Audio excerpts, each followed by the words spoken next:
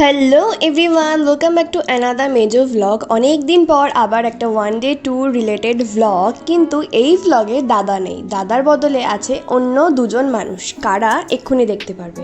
আমরা বিধাননগর স্টেশন থেকে উঠে গেছিলাম ট্রেনে, যাচ্ছিলাম কৃষ্ণনগরে। ও কেন যাচ্ছি সেটাই তো বলা হয়নি। আমরা যাচ্ছিলাম নবদ্বীপ মায়াপুর ঘুরতে।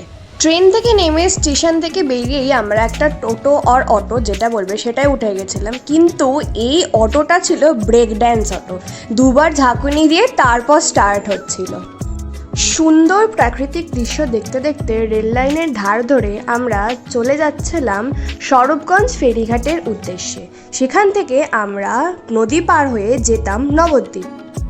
চলে এসেছে স্বরূপগঞ্জ ফেরিঘাট। এখান থেকে আমরা 3 টাকার বিনিময়ে টিকিট কেটে লঞ্চে করে পার হব এবার নদী।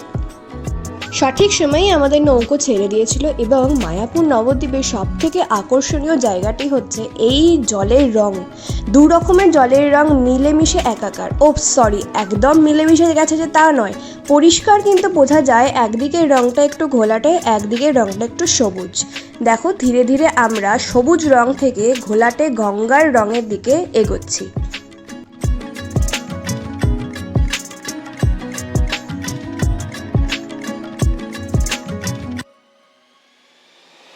নদীতে যেতে যেতেই তোমাদের সাথে আলাপ করিয়ে দিই আমি যে দুজনের সাথে এসেছিলাম। আমি এসেছিলাম তমজিতের বাবা এবং মায়ের সাথে। আমার পিছন থেকে দেখো দেখা যাচ্ছে দুজনকে, পরে ভালো করে দেখিয়ে দেবো।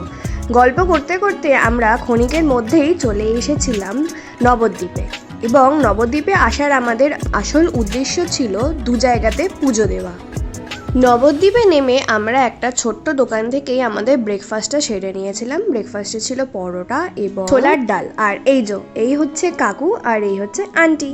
তারপরে খেয়ে দিয়ে গরম লাগছিল বলে একটা ফ্রুটি নিয়ে আমরা আমাদের গন্তব্যে পৌঁছে প্রথমে পুজো দেওয়ার জন্য ডালা নিয়ে নিয়েছিলাম।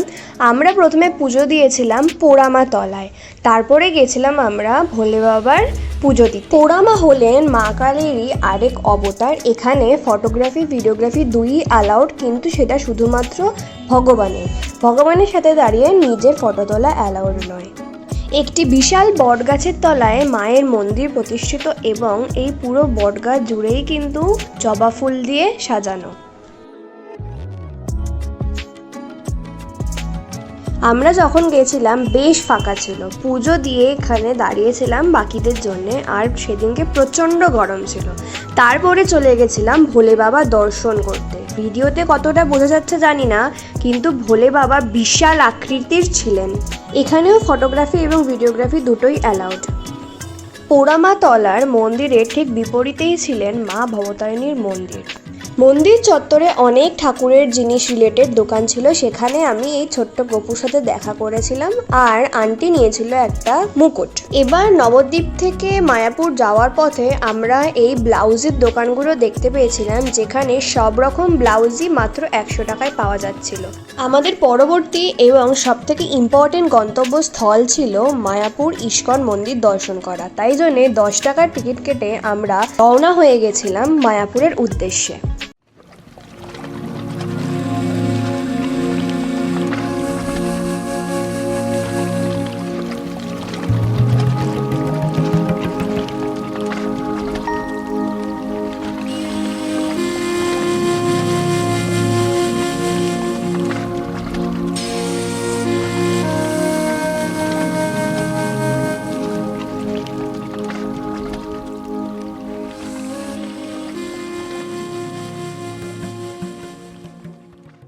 মায়াপুর ফেরিঘাটে নেমে টোটো করে 10 টাকার বিনিময়ে আমরা পৌঁছে গেছিলাম ইস্কন মন্দির।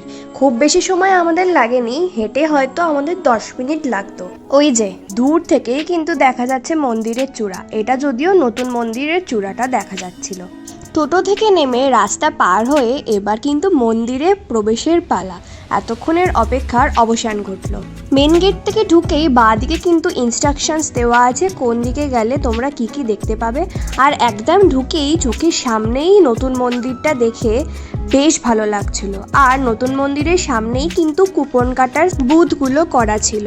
আমরা চেয়েছিলাম গদা ভবনের মহাপ্রসাদ গ্রহণ করতে, কিন্তু আমাদের ভাগ্যে ছিল না, কারণ আমরা অনেকটা দেরি করে ফেলেছিলাম। তাই জন্যে 40 টাকা দিয়ে আমরা কুপন কেটে নিয়েছিলাম। আর ওখানে কিন্তু লেখাই ছিল মহাপ্রসাদে কি কি দেওয়া হবে। প্রত্যেকটা কুপনের বুথগুলো তোমাদেরকে একবার দেখিয়ে দিলাম।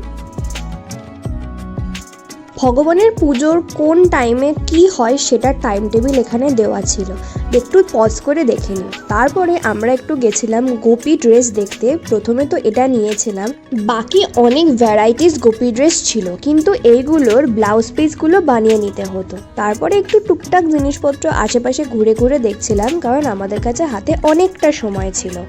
তারপরে আমরা চলে গেছিলাম ভোগ গ্রহণ করতে। ভোগের টাইমিং 2 থেকে 4টে। মহাপ্রসাদ ভোগের মেনুতে ছিল খিচুড়ি, সাদা ভাত, এরপরে এসেছিল সাম্বার, তারপরে দিয়েছিল পাঁচমিশালি সবজি এবং সবার শেষে আমড়ার চাটনি। প্রসাদ গ্রহণ করার পরে আমরা একটু এদিক ওদিকটা ঘুরে ঘুরে দেখছিলাম, আর আগের থেকে ওয়েদারটা অনেকটা বদলে গেছিল, কিছুটা মেঘমেঘ করেছিল। কিছুটা এদিক ওদিক ঘোরাঘুরি করে তারপরে আমরা 3 জন মিলে চলে যাচ্ছিলাম গোশালার উদ্দেশ্যে। আমি এই প্রথমবারই বলতে গেলে গোশালায় গেলাম। আগে 1-2বার নবদ্বীপে মায়াপুরে এসেছি, কিন্তু কখনোই গোশালায় যাওয়া হয়নি। এই দেখো, এইখানে মনে হয় রান্নাগুলো হয়, কি বিশাল বিশাল কড়াইগুলো ছিল। আর প্রাকৃতিক দৃশ্য তো সবসময়ই মন কাড়ে সবারই। প্রাকৃতিক দৃশ্য উপভোগ করতে করতেই চলে এসেছিলাম গোশালার একদম সামনে। এখানে এসে অনেক রকমের গোমাতার দর্শন পেলাম। আর এই যে ইনি এখানে খাওয়ার আশায় এরমভাবে দাঁড়িয়েছিলেন। আমি জীবনে এই প্রথম এত গোমাতা একসাথে দেখলাম।